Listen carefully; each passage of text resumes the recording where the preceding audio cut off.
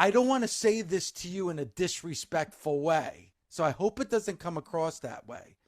But the Natty I saw on Saturday, I wanted to see it on Raw on Monday. We saw Natalya, and Natalya is a first ballot WWE Hall of Famer. So I almost feel like I'm disrespecting what Natalya has done in the WWE for almost 2 decades. And we talked about, the foundation and everything else. But after what I saw on Saturday, I wanted to see that Natty against Becky Lynch on Monday night. Well, I mean, it's funny because this past year, it's like Natalya has been in WWE for 18 and a half years. We respect Natalya. Some people love her, some people hate her, some people are like, meh. Some people like, everybody's allowed to have their own opinion of what they think of Natalya, just like I'm allowed to feel how I want to feel about everybody else. My thing is, and TJ and I both say this, like we've just seen her, you know what I mean? Like we've seen her. So she's done it for 18 and a half years. Natty, this is her first year in this. So this is Natty's first year doing this. And so to be able to do this as Natty, I felt like Triple Mania was the perfect place to bring out Natty. And I got a little pep talk before the show from Taker, because Taker's somebody again that when I first started WWE, when I first debuted on the main roster in 2008, he was there. And so before I went out through the curtain at Triple Mania for my match, Taker said, he's like, I want to see you. I want to see a different side. He's like, I really want to see a different side of you. And he's like, turn it up. So I knew when Taker says, turn it up, when Taker says, I want to see a different side of you, I was like, don't worry, I got this. And I really that's when I was like, okay, it's time for Natty to come to play. And when I think about Natty, that character Natty, like it's hard to even sleep. Like I can't even sleep at night because I get so excited thinking about her. I get so excited about like just the entrance, the walkout, the like my crew, my fight crew, we go to the ring and like I feel like I just feel so powerful when I think about Natty. And like I think about the girls that Natty wants to face and like going nose to nose with Fabi Apache and of course the champion of AAA Flammer, like just knowing that I'm going to go in there and make magic with them, but also bringing the dog in the fight. Like it's funny because I always say to people that train with me, and I'm trying to tone down my swearing a little bit because in my ordinary life I swear a lot because I'm around a lot of wrestlers. We also swear a lot. My mom was like, "Take it easy," but you got to find that fuck you. And so the dog, I'm gonna refer to that as the dog in the fight. And so I was like, I got to bring that dog, and I got it. I got right in Fabi's face and like Fabi I think was a little scared because she was like, holy shit, like Natty is different. Natty has a lot like she's Stu Hart's granddaughter. She's got a lot of anger, aggression, rage. And when I unleashed on Fabi, I felt like there was like I just felt like this visceral feel of like I couldn't stop hitting her. I couldn't stop punching her. I couldn't stop going after her. I was like, you guys want to see aggressive? Watch this. And it's just in my soul. I got off the plane yesterday, went to my practice off a red-eye flight, and I was like in there with Apollo and in there with Dawkins and in there with BFAB. And I was like, guys, we can't just go in there and wrestle. We have to bring our soul. We got to bring the dog. We got to bring the fuck you. And so it's not just good enough to throw a punch. You got to throw a punch like it's the last punch you're ever going to fucking throw. And so that's Natty. That's Natty. But Becky Lynch doesn't get to decide when she gets Natty. Becky Lynch does not get to dictate when she gets Natty. And so Becky, of course, thought she was really clever when she put out a little tweet saying, like, I don't want Natalya. I'm sick of Natalya. I want Natty. Well, Becky, in all honesty, you don't get to decide when Natty comes to play. You can be a bully to Maxine, you can be a bully to Nikki Bella, and you can be a bully to Natalya. But you do not get to decide when Natty gets to come and play. Natty will fucking decide that. Fair enough. So, judging from what you just said, it's not a matter of if, it's a matter of when. It's a matter of when, and it's a matter of everything being aligned. Natty will not come to play unless everything is ready for Natty. And so when I feel that Natty is ready and able and it's the right moment and the right time, the right place, the right everything. Because Natty is something that for me, I'm so passionate about Natty and I'm so passionate about what I've built alone. I built Natty alone. I did not have any help building her. I did not have, and this isn't a diss to WWE. This isn't a diss to anyone. This is just me speaking from my heart. Like I've worked on her alone. I didn't wait for anybody to come to me with an idea. I didn't wait for the machine to get behind it. I just wanted to build her and show everyone. Sometimes it's so much easier just to show people, not to, like I've said this before, Dave, but like I've been in WWE for a long time. And like, I'm telling you, you cannot wait for other people to just hand you shit. You cannot just wait for the writers to come up with a grandiose idea or for Triple H to be like, "Hey, I was thinking it," like they have so much going on. This company is an ever it's moving so fast. I mean, Triple H has got like 18 jobs. Like he's now got a job at the White House. Like he's the busiest person I've ever met in my life. I mean, next to Vince McMahon. I mean, if not busier, like he's just go, go, go. And thankfully he's young and he's energetic and he's able to do all of it. But I'm not gonna wait for him to come up with the perfect idea for me. Because to me, like those moments, like you got to find inspiration in yourself. Nobody knows Natty better than Natty knows Natty. So, and I use her all the time as an example, but Chelsea Green. I love Chelsea because Chelsea, she takes the bull by the horns. She like, well, they'll give her 1 minute thing on TV and she'll blow it up. She'll grab a team, she'll get a film crew, she'll film a video, she'll come up with the inspiration, she'll write a promo and she'll post it. And then everybody understands. It's like there's only so much real estate on TV. And that's where like Chelsea has really excelled because she's built this really, really fun character. And she's not blaming the writing team or, WWE or anyone by saying, I'm only getting this much time on TV. She's saying, we all have social media and watch me blow it up on social media so that then they can bring it to SmackDown. And honestly, she's such a perfect example of that, of somebody that just like, she built it and brought it to them and they loved it and they incorporated it and it's everybody coming together. It's the creative team coming together, it's the talent coming together and like now it's more collaborative than it's ever been. Like I would not be able to do the Natty character if I didn't have the permission of WWE to build that. So I do owe them something in the sense that like 2, 3 years ago, I would never have been allowed to be working on the independent scene, building something that I love. So to be able to do that, I'm very thankful to WWE for letting me do that, but I'm also not complacent. I do not want to get just a paycheck and be like, well, I'm just going to wait for them to come up with something for me. I'm going to build. I'm going to create. I'm going to stay ready. I'm going to invent. I'm going to like, I also find that even just being at my ring, coaching at the dungeon and training at the dungeon, and I don't just coach, I train there too. I get better and better and better by helping others. Me helping others, it pulls it out of me.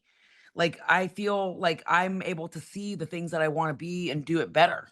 So that's the thing is that it all goes hand in hand, but like I love what I've built with Natty and I can't wait to bring her to life, but I want to bring her to life properly. And it has to be done very, very carefully because I don't want you get one shot. You get one shot to make that first impression. And what I did at Triple Mania, I was so excited for Taker to see that. Because, like I said, So almost 2 decades ago, with Taker and I started together, and I wanted him to see how different Natty is. this is awesome, and I am getting goosebumps and getting like riled up just listening to you talk about Natty. So, and I don't even know if you can answer this, but I'll ask it. What does the WWE think of Natty, your creation, and could we see that Natty on the main roster? I go by what people do, not by what they say. So if they didn't like the Natty character, I wouldn't be allowed to continue to do these shows. So now I've done 6 shows outside of WWE. Outside of our, outside of I'm on the Raw roster, but I've done 2 blood sports, Reality of Wrestling, NWA, and 2 AAA shows.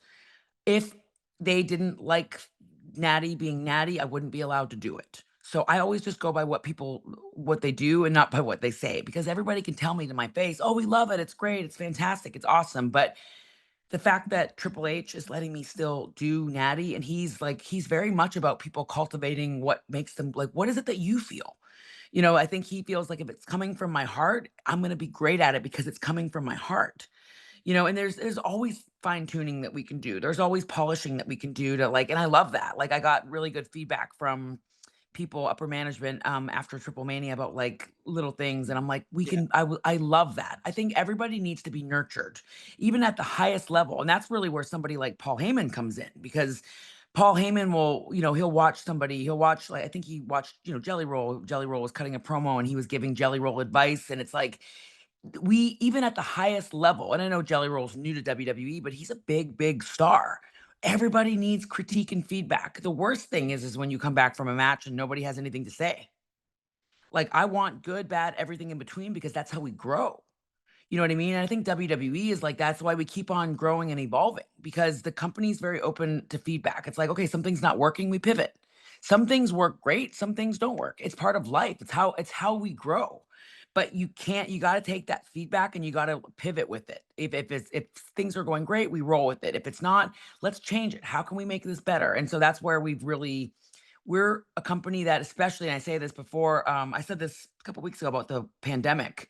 When the pandemic happened and everybody else was shutting down, because it was a global pandemic, we were all learning how to fly the plane as it was being built. Um, WWE did not panic. They pivoted and they became more successful than they ever have, because we kept going and we adjusted, we adapted, we rolled with the punches, but we never stopped giving fans entertainment. Were there rough patches? Were there hard days? Were there good shows? Were there bad shows? All of it, yes, and in between. But we kept going. We didn't stop, because we know that in life, and I say this to people all the time, especially when I'm working at the dungeon, passing on information. It is not, there's that quote, it's only the strong survive. It's the survival of the fittest. It's not. It is not the survival of the fittest. It's about who can adapt. The ones that do the best, not just in wrestling, but in life, are the ones that can adapt fast, because it's all about adapting. And when somebody gets hurt, we adapt. When somebody gets, somebody's having a baby, like we saw, we're seeing with Naomi, we adapt. Again, and going into that, Dave, I'm going to pivot to that conversation with Naomi. Okay, so this is amazing for her, but the wheel keeps turning. The Yes. wheel keeps turning. And that's why I'm so excited for Naomi, because it's like, I know there was a part of her that was like, "Oh, I'm the champion." And I'm like, timing is weird. And I don't want to let anybody down, because she's worked so hard to get here. So hard. She's fought her entire career to have what she has right now. But the wheel keeps turning and we pivot, and she's going to go and be an amazing mom, but she's also going to come back. I'm like, Yep. Trin, you're going to be back in, like you said, 9 months and some change. So we'll be here. We know you'll be ready. You'll probably have more bitch mode than ever about you.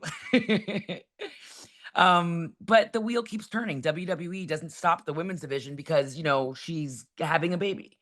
So it's cool, and I'm excited for them. What did you think when you heard the news? Well, I want to get into Naomi but I have one more question. Okay. I loved your answer about Becky is not going to dictate when I bring out Natty. That's your decision and that's nobody else's decision. I love that answer. But knowing you have that in the holster ready to go, how difficult was it for you not to bring that out on Monday against Becky? I felt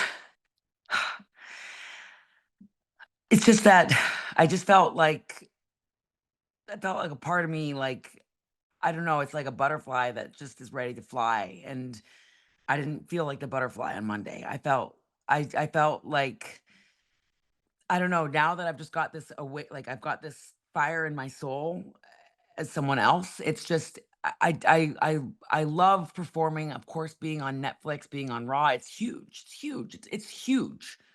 I always say to people, because in the old days we were like, we got to get on the pay per view, we got to get on the PLE. I'm like, it's Netflix. Oh my gosh, you guys, this is the biggest show we have. Like, this, it doesn't get any bigger than this. So to have a championship match against a woman that is, Becky Lynch she's the first woman to main event and win at WrestleMania. And she was also somebody that was a really close friend of mine, but feel I just feel there's something in my soul that needs to be, I don't know, she's just ready to go. She needs to be alive, and she's awake and she's ready to go. But Natalya is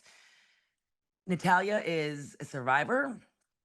Natalya will elevate. And so I knew on Monday I was elevating, and I knew that we were going to have a good match, but I didn't feel the same fire in my soul that I felt at Triple Mania. So it was a little bittersweet, because I know everybody's talking about Natty, but I don't think Becky Lynch deserves Natty. I really don't think that she wants to ride on my coattails now. It's like, oh, everybody's your friend. And I've said this before, everybody is your friend when you're not in their lane. I have tons of friends at work and people that I just love and adore and respect the shit out of. But when you start to pass people, or when you start to get in their lane, or you start to get a little bit of a buzz, that's when the claws come out. And so, like I said, Becky, to me, it's like, yeah, you want to hop on my coattails now. Like, oh, where's this? She was saying to somebody after the show, she was like, where's this Natty that we've been hearing about? And it's like, bitch, you don't get Natty. You don't deserve Natty. You're not getting Natty. So, you can have Natalya. You can have fun with Natalya. You can have a great time with Natalya. We've all seen, like I said, what Natalya can do, but go have fun with it. But you don't get to dictate when you get Natty. Natty will dictate when Natty is ready to go.